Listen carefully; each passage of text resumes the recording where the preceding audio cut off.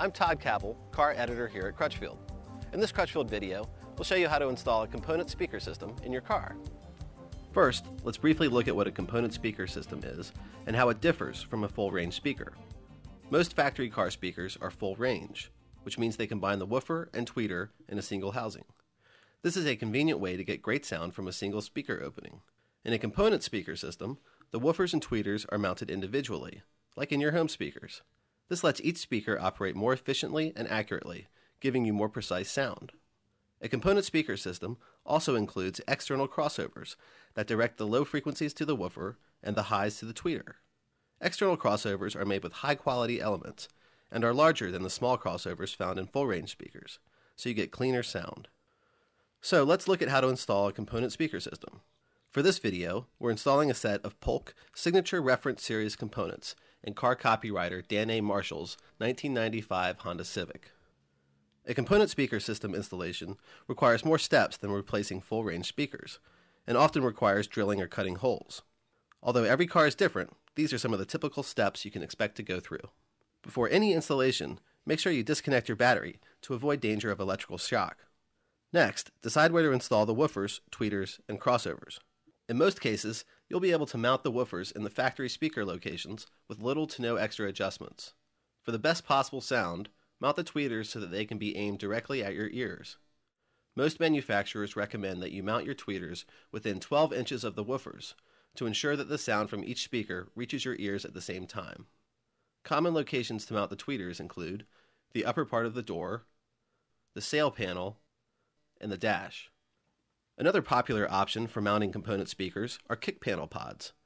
These custom enclosures, built for specific vehicles, are designed to be as close to equidistant from your ears as you can get for optimal sound quality.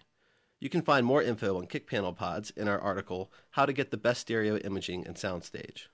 The crossovers are usually mounted near the speakers, such as in the door or behind the kick panel. The closer the crossover is to the speakers, the better, as the proximity will reduce the potential for noise interference. You'll also want to make sure they are protected from moisture. To install the woofers, refer to your Crutchfield Master Sheet, available for most vehicles, free with your purchase. These step-by-step instructions show you how to install the woofers in your factory locations. Check out our car speakers installation video to see how this is done. If your car has factory tweeter locations, you may be able to mount your new component tweeters in the same place. Many component systems even come with special factory tweeter mounting brackets. However, you'll need to compare the factory locations against the size of the new tweeters, and be prepared to do some experimenting and fabricating to make the new tweeters fit. Many vehicles, however, do not have factory tweeters, so installing the tweeters will likely require some panel modifications. In these cases, you have two ways to mount the tweeters: surface mounting and flush mounting. Surface mounting places the entire tweeter on top of whatever surface you're attaching it to. While surface mounting minimizes the labor and extent of modifications, it does leave you with a more noticeable installation. Still, surface mounting is the way to go if you don't have enough depth in your door, dash, or sail panel to flush mount the tweeters. For a surface mount, you'll need to drill a small hole in the panel in order to secure the tweeter's mounting cup and run the wires to the tweeter. In a flush mount, a hole is cut into the door, dash, or sail panel so that the tweeter can be installed level with the panel.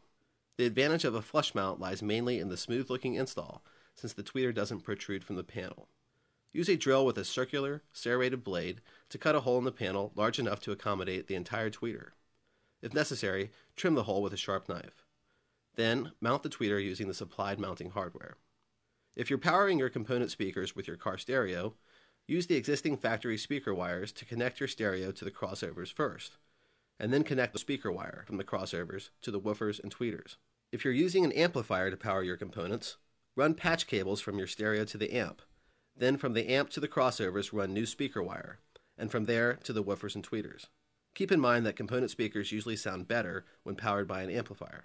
When running new speaker wire from your amp or stereo to a crossover located in the door, use the rubber boot that acts as a conduit between the door and the car body.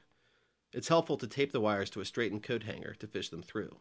Finally, securely mount the crossover, taking care to protect it from dirt and moisture.